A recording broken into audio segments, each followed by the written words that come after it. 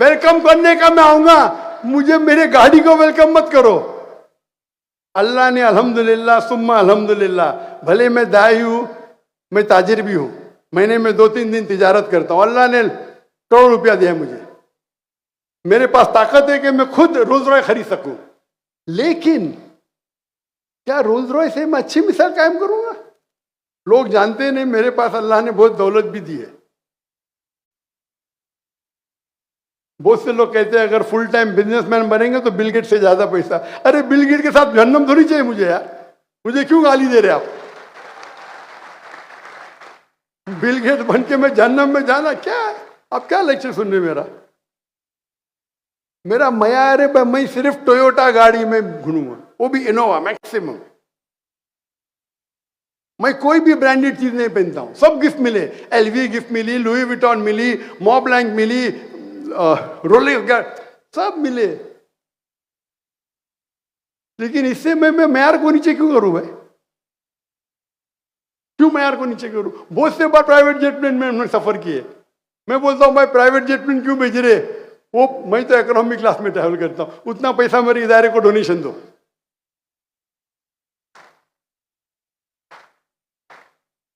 मैं चाहता हूं तो मेरा उसूल है, मैं कभी भी जिंदगी में पैसे देके बिजनेस क्लास ट्रैवल किया नहीं, सिर्फ एक बार, वो मजबूरी थी, मेरे खिलाफ वारंट आ गया था और टिकट फुल थी, तो बिजनेस क्लास में एक ही बार पैसे के, वरना तो बहुत बार ट्रैवल किया जब हुकूमत बुलाती हो सब। मेरे पास पैसे की कमी नहीं अल्हम्दुलिल्लाह।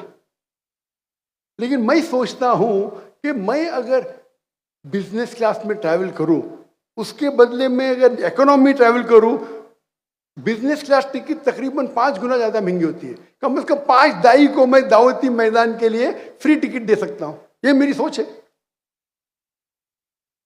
अभी जब मैं आ रहा था, मैं जहां भी दावती काम के लिए जाता हूं खुद पैसा भरता हूं मेरे टिकट का खुद, अनलेस हुकूमत बुलाती है। तो हुकूमत बुलाती है तो मैं वो राजेश से नहीं बोल सकता मैं मेरी टिकट खरीदूंगा। लेकिन इस टाइम जब मैं पाकिस्तान से आ रहा था तो मैं कतर के जरिए आया, कतर एयरवेज में, और मैं खुद की टिकट से आया, तो मैं इकोनॉमिक क्लास में था। सब पाकिस्तानी डॉक्टर जाकिर ने इकोनॉमिक क्लास में, और जैसा कि मैं हराम किया कुछ। मैं बोला क्या ऐसा देख रहे डॉक्टर साहब आप इधर?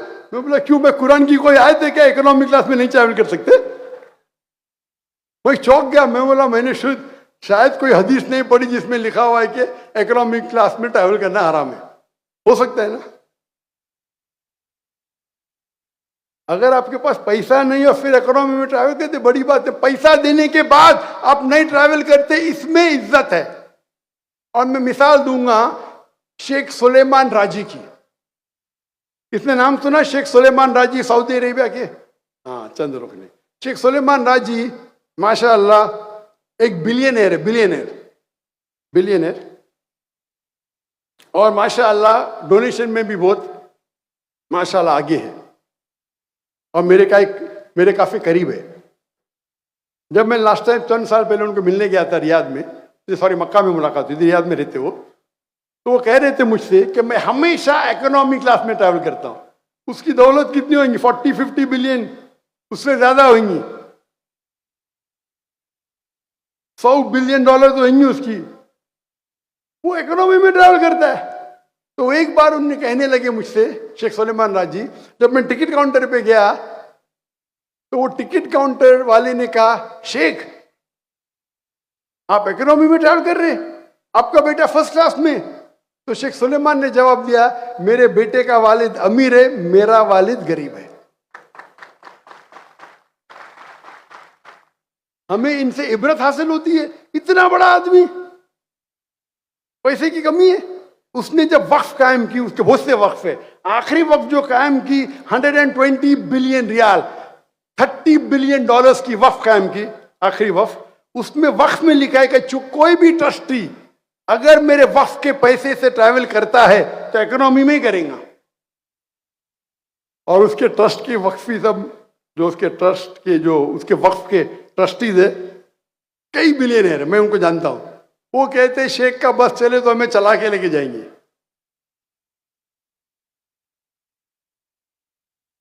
और हमारे लोग अगर बिजनेस क्लास की टिकट फिल हो तो इकोनॉमिक में ट्रैवल नहीं करेंगे।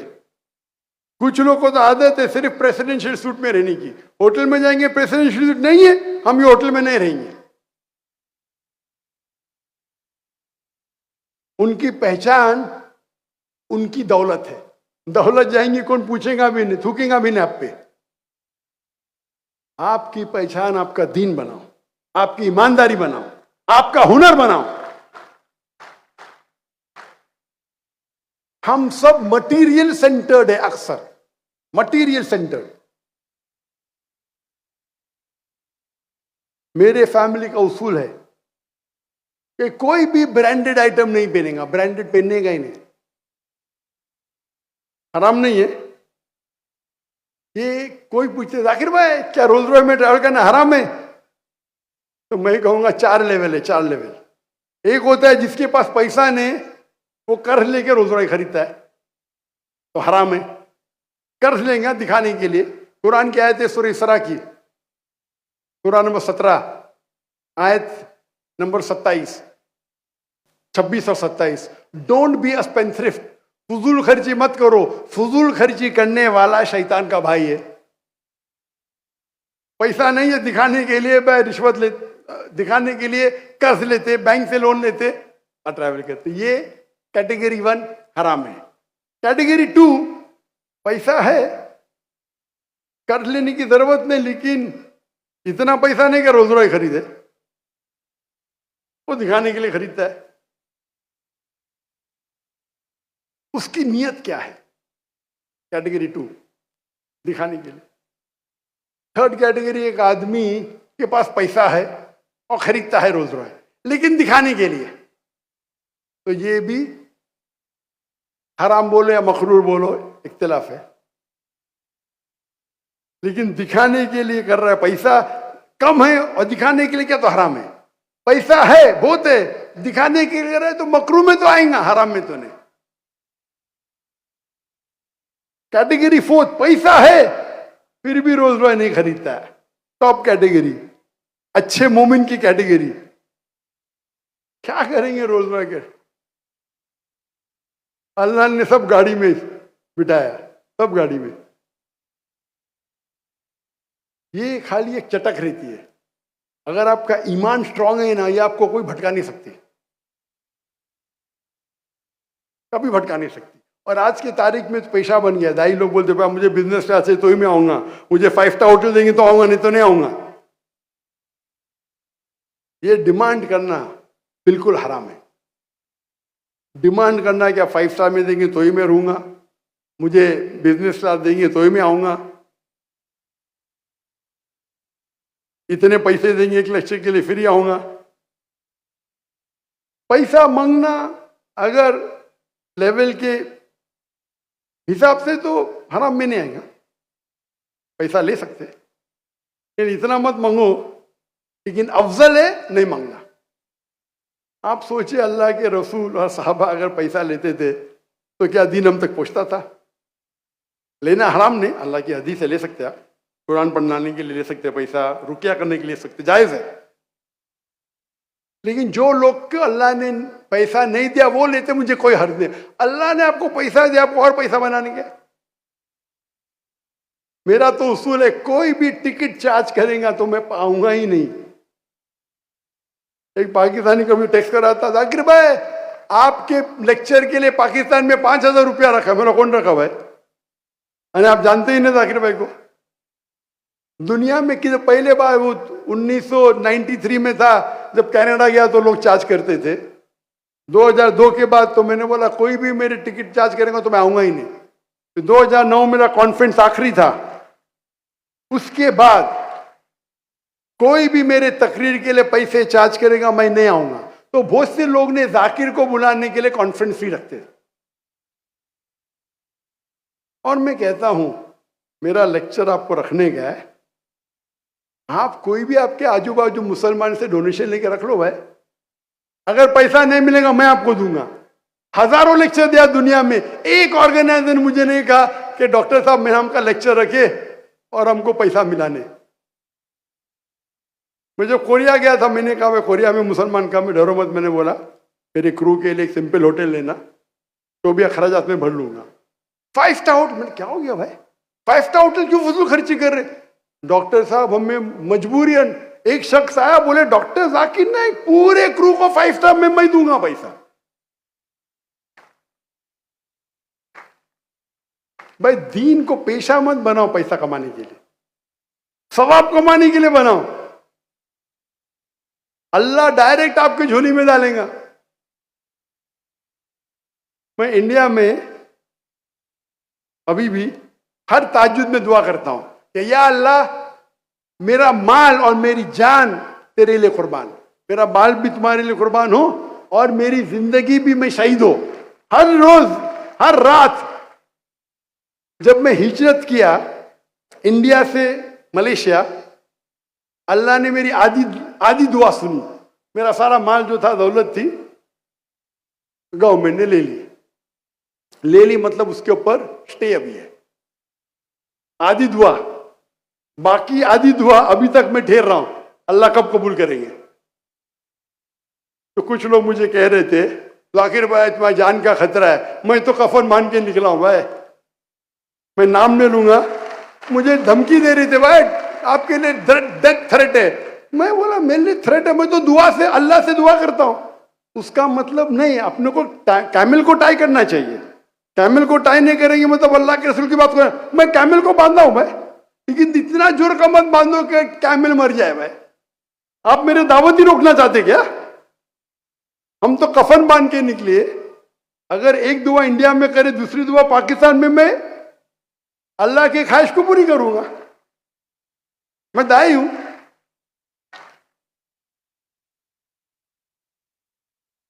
जब मैं दुआ करता हूं अल्लाह से कि जो कौम का पैसा जो अटक गया इंडिया में, उसके लिए अल्लाह करे वापस मिले, लेकिन मैं मेरी दौलत के लिए कभी दुआ नहीं करता हूं।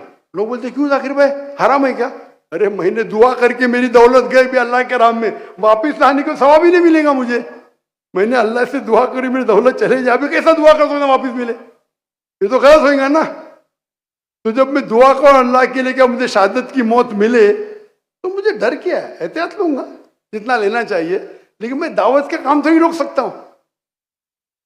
मैंने फिर से तिजारत शुरू की मलेशिया से, फिर से अल्लाह ने दौलत दे दी, अल्हम्दुलिल्लाह फिर से दौलत दी। अल्लाह ताला मालिक है। मैं दूसरे के सामने हाथ क्यों फैलाऊं? क्यों फैलाऊं मैं दूसरे के सामने हाथ? अगर हाथ फैलाने का तो मेरे मौला के सामने फैलाऊंगा ना। तो ये आता है मटीरियल सेंटर। कभी भी अपनी दौलत को अपना सेंटर मत बनाओ। इसीलिए अल्लाह के रसूल की हदीस है, जो लोग अमीर है उनसे जन्नत में आने के लिए और पूछताछ होगी। इवन साहबा, जो साहबा अमीर है उनको जन्नत में एंट्री होने के लिए और पूछताछ होगी, जो गरीब है उनको आसानी से। मैंने कहता हूं दौलत एक इम्तिहान है, इतना है। अक्सर लोग दौलत की वजह से इस्लाम के दूर जाते। कुछ चंद लोग हैं जैसे शेख सुलेमान राजी, उनकी मिसाल है कि दौलत की वजह से अल्लाह के करीब आ रहे। और माशाअल्लाह पाकिस्तान में तो माशाअल्लाह, पाकिस्तान मुल्क भरे मिस्किन होगा, लेकिन माशाअल्लाह तुज्जार तो बहुत है। मैं हमेशा कहता हूं कि अगर अल्लाह ने आपको दौलत दी है तो इस्लाम में 2.5% फर्ज है, वो मिनिमम है। कहाँ कुरान में लिखा ज्यादा देंगे तो अल्लाह आपको गुनाह देंगे, ज्यादा देंगे तो और आपको सवाब देंगे। मैं हमेशा कहता हूं आप धंधा करते हैं ना, अल्लाह को अपना पार्टनर बनाओ, अल्लाह को अपना पार्टनर बनाओ। जब मेरे बेटे ने 2 साल पहले शुरू किया तिजारत, मैंने कहा अल्लाह को पार्टनर बनाओ, लेकिन अल्लाह को छोटा पार्टनर तो बना नहीं सकते, तो मिनिमम 51% प्रॉफिट अल्लाह के राह में देना, मिनिमम। उससे कम देंगे तो तुम अल्लाह से बड़े कब हो गए भाई। अल्लाह को अपने धंधे का पार्टनर बनाओ। मैं कितना देता हूं बोल नहीं सकता हूं, मैं वेटरन हूं, मैं तो पुराना आदमी हूं। मेरा बेटा नया नया धंधा शुरू किया, मिनिमम 51%। ये कोई फतवा नहीं भाई, ये तो बोलेंगे जाकिर भाई फतवा है कि 2.5% मिनिमम है ज़कात का। लेकिन अगर आप अल्लाह के करीब आना चाहते, आप अगर देखेंगे कि हज़रत उमर रज़ियल्लाहु अन्हु, उनने अपनी आधी दौलत दे दी जब अल्लाह के रसूल ने पूछा आपने क्या छोड़ा घर पे आधी दौलत आधी यहाँ दी। हजरत अबू बकर है, उनने अपनी दे दिए दौलत। आपने घर पे क्या छोड़े? मैंने घर पे अल्लाह और अल्लाह के रसूल को छोड़ा, 100% दे दी।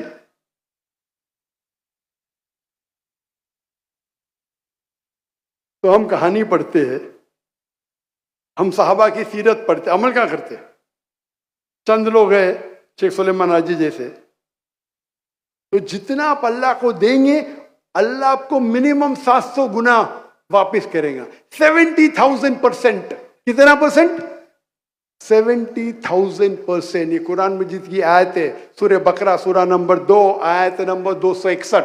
अगर आप एक दाना डालेंगे अल्लाह के राह में, अल्लाह आपको 7 बूटे देगा, हर बूटे पे 100 दाना, एक दाने का 700 दाना। 70,000% इन बिजनेस टर्मिनोलॉजी।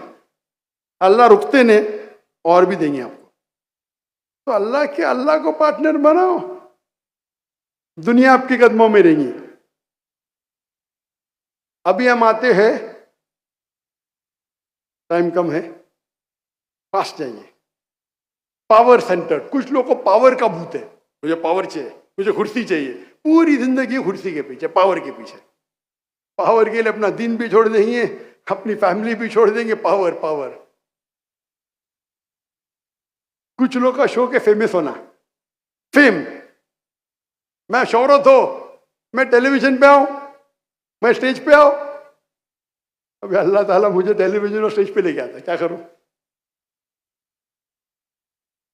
भाई कितने फॉलोअर्स है आपके फेसबुक पे, आपके यूट्यूब पे कितने फॉलोअर्स है?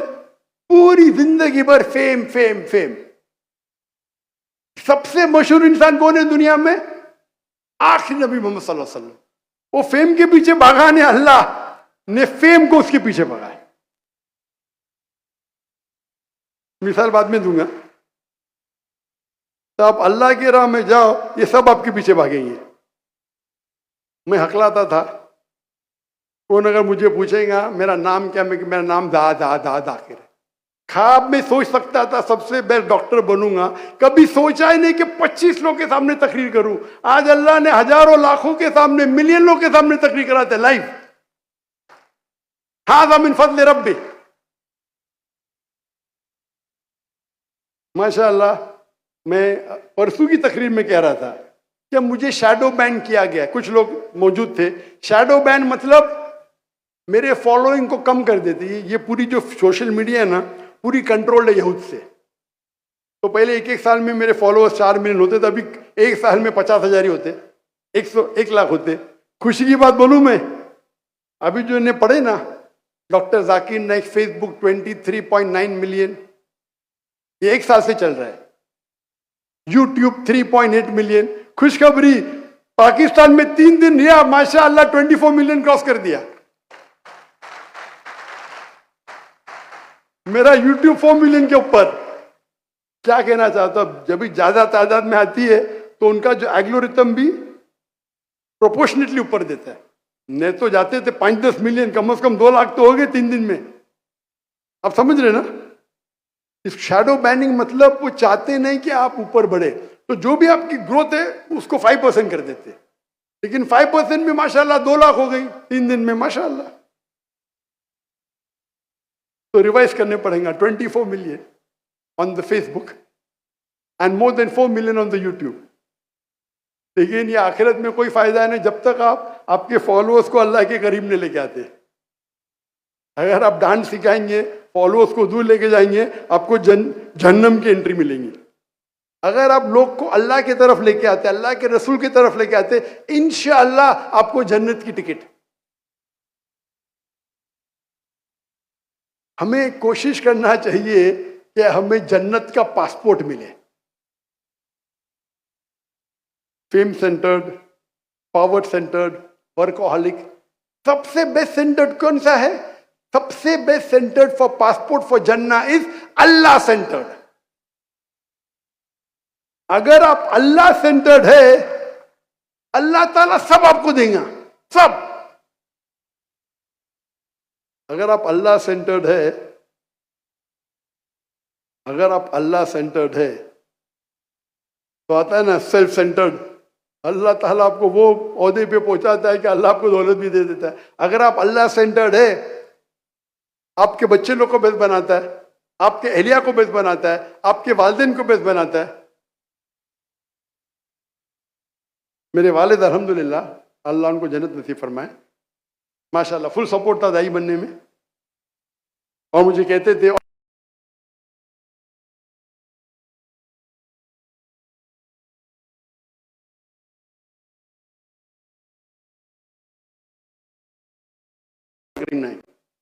वो मुझे कहते ये जो मेरा बेटा है ना, एक चीज के पीछे बस, मैं क्या 25 इदारे का है, प्रेसिडेंट नीदर चेयरमैन 25-50 इदारे, मेरा बेटा एक ही इदारे का, एक के पीछे ही बस, इस्लामिक रिसर्च फाउंडेशन। पहले पहले लोग बोलते थे डॉक्टर अब्दुल करीम नाइक का बेटा जा रहा है, अभी कहते डॉक्टर जाकिर नाइक के वालिद जा रहे हैं।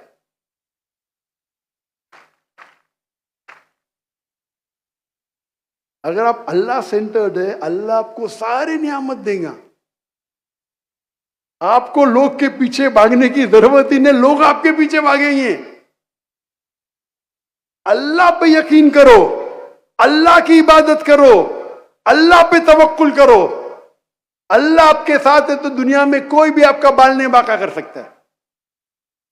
हर मुसलमान अगर अल्लाह सेंटर्ड हो, तो आज जो हालत है हमारे मुसलमानों की, मुसलमान क्या कोई भी मुल्क नहीं बचा। कुछ मुल्क है अक्सर कंट्रोल्ड बाय सम अदर काफिर मुल्क, अक्सर 57 कंट्रीज को लो आप, गिनती के आपको मुश्किल से मिलेगा तो मलेशिया मिलेगा। हमारा मुल्क कंट्रोल्ड बाय काफिर, क्यों? हम इतने कमजोर है, अल्लाह पे भरोसा नहीं, आप भीख मांगने जाते काफिर मुल्क में।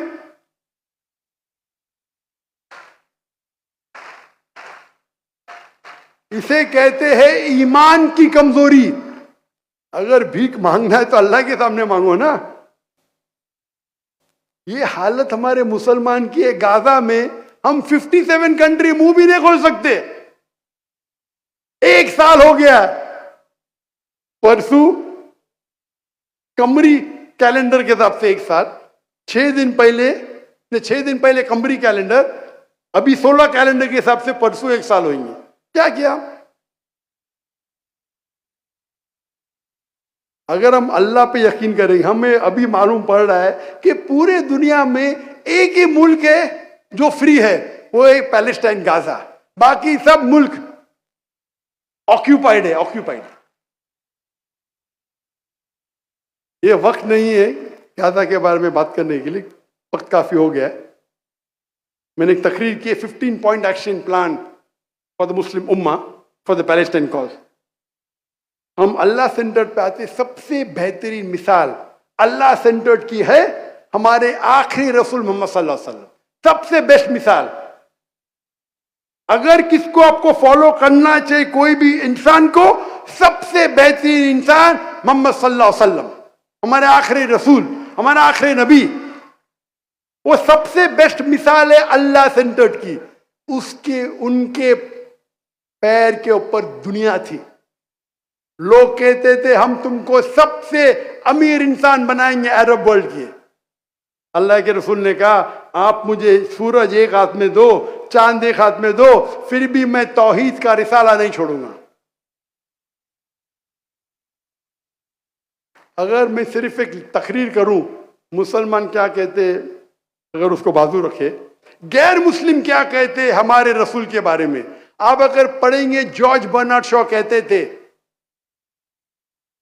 कि what a wonderful man, Muhammad सल्लल्लाहु अलैहि वसल्लम के बारे में कहते, what a wonderful man, more than being an anti Christ, he is the saviour of humanity. क्या महान इंसान थे मोहम्मद सल्लल्लाहु अलैहि वसल्लम। वो ईसा अलैहि सलाम के खिलाफ नहीं थे, दुनिया के सेवियर थे, दुनिया को बचाने के लिए आए थे। थॉमस कार्लाइल अपनी किताब में लिखते, heroes and hero worship, my hero prophet is prophet Muhammad सल्लल्लाहु अलैहि वसल्लम। एक गैर मुस्लिम यूरोपियन कहते हैं मेरे हीरो प्रॉफिट इज मोहम्मद सल्लल्लाहु अलैहि वसल्लम। ला मार्टिन किताब लिखते हैं, if greatness of purpose and smallness of means with astounding result. If these three are the criteria, no man can come closer to Prophet Muhammad, peace be upon him. If greatness of purpose and smallness of means with astounding result, अगर ये तीन criteria है, क्या आपका purpose महान है, आपके पास जो सहूलत है मिस्कीन है, और अगर आपके पास रिजल्ट सबसे अच्छा है, तो दुनिया में कोई भी इंसान नहीं जो मोहम्मद सल्लल्लाहु अलैहि वसल्लम के करीब भी आ सकता है। माइकल एच हार्ट किताब लिखते हैं, the 100 most influential man in the world. Christian है, नंबर 1 मोहम्मद सल्लल्लाहु अलैहि वसल्लम। वो कहते हैं बहुत से लोग चौंक जाएंगे मेरे रिसर्च पे, बहुत से लोग मेरे बात को नहीं मानेंगे, लेकिन अगर कोई भी एक शख्स है जो रिलीजियस था और सेक्युलर था, वो मोहम्मद सल्लल्लाहु अलैहि वसल्लम है।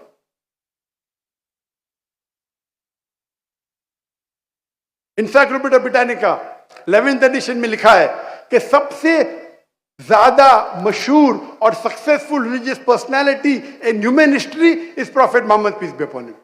इस पे तकरीर दे सकते हैं हम। मोहम्मद सल्लल्लाहु अलैहि वसल्लम का गैर मुस्लिम जो इज्जत करते हैं, क्योंकि वो अल्लाह सेंटर्ड थे। अल्लाह सेंटर्ड की कई मिसालें हमारे खुलफा राशिदीन, हजरत अबू बकर, हजरत उमर, हजरत उस्मान, हजरत अली रज़ियल्लाहु अन्हुम, ये चारों जो खुलफा राशिदीन मिसालें अपनी, अगर उनकी सीरा पढ़ेंगे तो आप अशरफ मुबश्शिरीन, जो 10 साहबा को जो अल्लाह सुब्हानहू व तआला ने बशारत दी जन्नत की इस दुनिया में, वो हमारे रोल मॉडल है। खवातीन में हमारे रोल मॉडल है, खवातीन में मरियम अलैहिस्सलाम एक रोल मॉडल है। अगर आप पढ़ेंगे आसिया,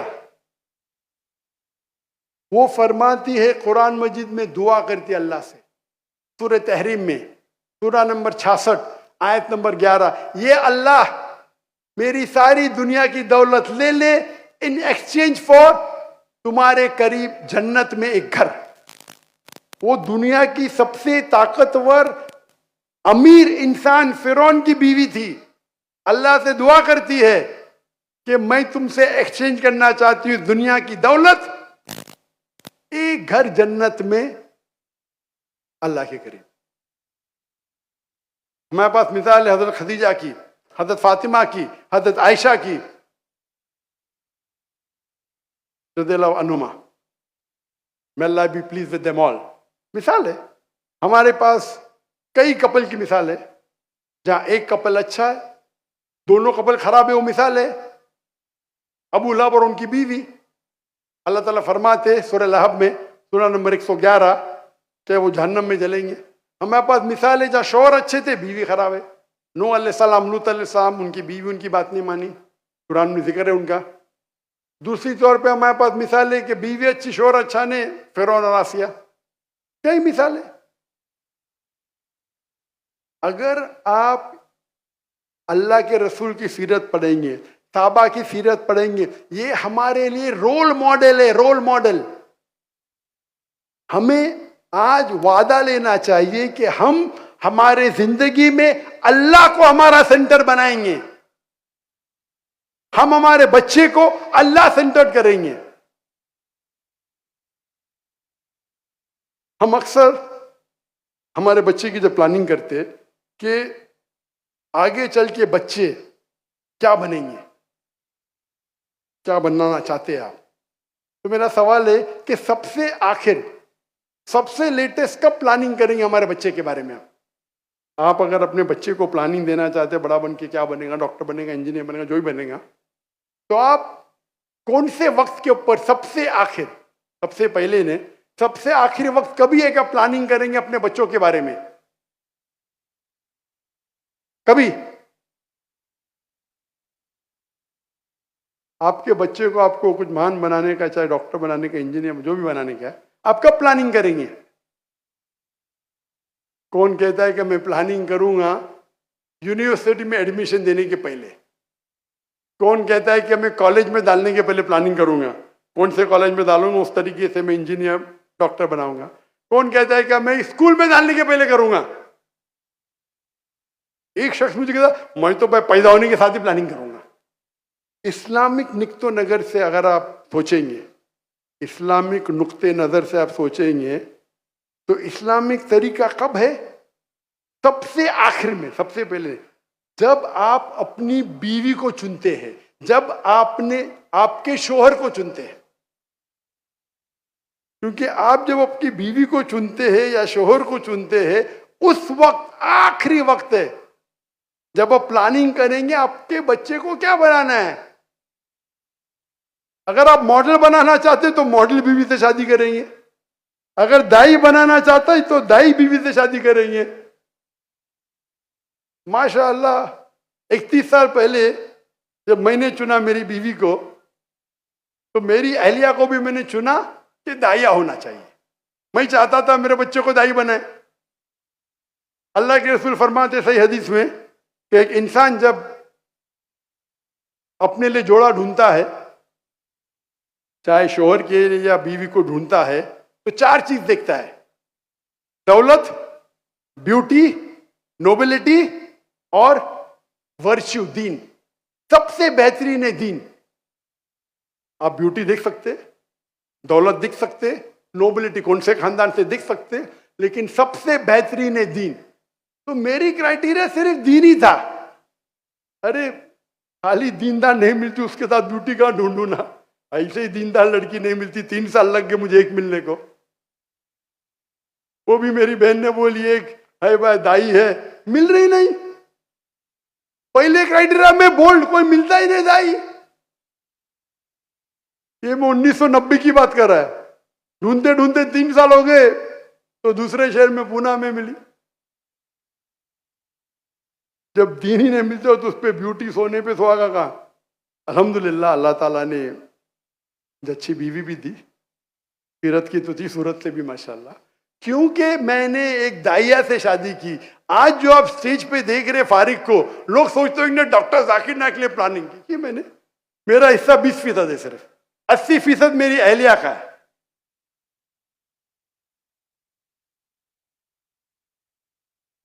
मुझे कोई शर्म नहीं इसके बारे में कहने के लिए। अल्लाह के रसूल फरमाते हैं कि माँ के पैर के नीचे जन्नत है। मेरा सपोर्ट था, लेकिन अगर क्रेडिट जाता है 100% में से मुझे कम से कम 20 मार्क्स तो मिलना चाहिए। 20 तो लूंगा मैं, लेकिन 80 मार्क्स जाएंगे मेरी अहलिया को। वो भी आने वाली थी इस ट्रिप में, और वो तकरीर सिर्फ खवातीन में करती है, लेकिन कुछ मजबूरियात की वजह से वो डिले हो गए। इंशाल्लाह लाहौर में चंद दिन बाद आएंगी, उनका भी वीज़ा लग गया। लेकिन 2-3 हफ्ते पहले मेरी बेटी को बेटा हुआ तो मैं नाना बन गया। तो उसके वजह से मेरी अहलिया को आने में ताखीर हो गई। उसके भी कई लेक्चर्स ऑर्गेनाइज हो गए थे माशाल्लाह। तो प्लानिंग के लिए सबसे आखिर में आप प्लानिंग करेंगे कब? जब आप अपनी बीवी चुनेंगे, शोहर चुनेंगे, उस टाइम आपकी प्लानिंग शुरू होती है। और आप देखो कि आप इस्लामिक इदारे में डालिए, देखो क्या आपके बच्चों के दोस्त अच्छे होना चाहिए, दीनदार होना चाहिए, अल्लाह पे भरोसा करने वाले होना चाहिए, अल्लाह के करीब होना चाहिए। ऐसे इदारे से जुड़ जाने दो जो कुरान और हदीस के बारे में बात करे। फिर आप देखेंगे कि वो बच्चा जो आपका है अल्लाह सेंटर्ड होगा। उनको कोई ये दौलत के पीछे नहीं भागेगा, शोहरत के पीछे नहीं भागेगा, शोहरत उसके पीछे भागेगी इंशाल्लाह।